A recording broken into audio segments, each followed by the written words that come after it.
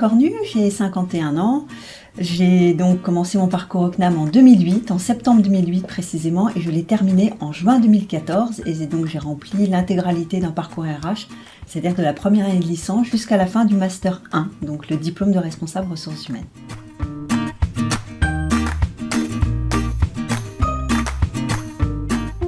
Avant d'arriver au CNAM, en fait, j'avais un doc de droit et 15 ans de droit social, uniquement de la procédure du contentieux, au sein de différents cabinets parisiens.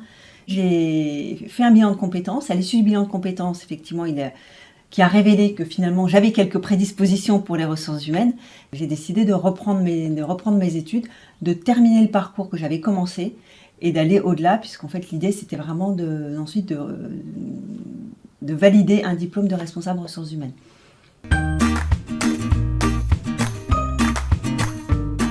J'ai regardé quelles étaient les écoles et en tout cas les institutions qui dispensaient la formation que je voulais faire. Et à ce moment-là, le choix s'est très très vite fait. C'est-à-dire qu'il y en avait peu. Et donc c'est vrai que j'ai rapidement identifié le CNAM parce que ça correspondait d'abord au choix, au rythme que je souhaitais. Ensuite, ça correspondait en termes de coût à ce que je pouvais moi apporter, en qualité d'enseignement, en disponibilité, en rythme. Donc effectivement, le CNAM remplissait en fait tous les critères que j'avais définis pour poursuivre cette formation. En fait, j'aimais aussi la création du CNAM, j'aimais le concept, le principe et sa philosophie. Donc c'est effectivement, et puis ce parcours tout au long de la vie, je me disais voilà, c'est une chance pour que des gens qui ont comme moi, qui finalement ont fait le choix d'arrêter leurs études assez tôt, c'est aussi une chance de pouvoir les reprendre à quelques moments qu'on veuille dans son parcours professionnel.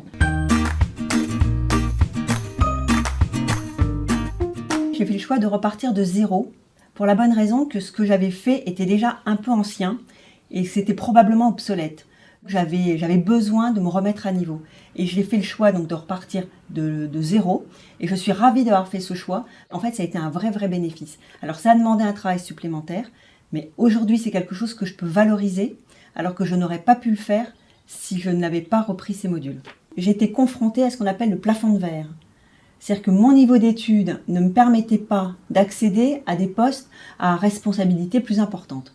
J'ai rempli ce parcours, effectivement, avec un objectif très précis qui était de changer de poste. Donc je ne m'étais fixé aucune contrainte, aucune barrière. L'idée était, j'avais qu'un seul objectif, c'était effectivement d'occuper les fonctions que je visais.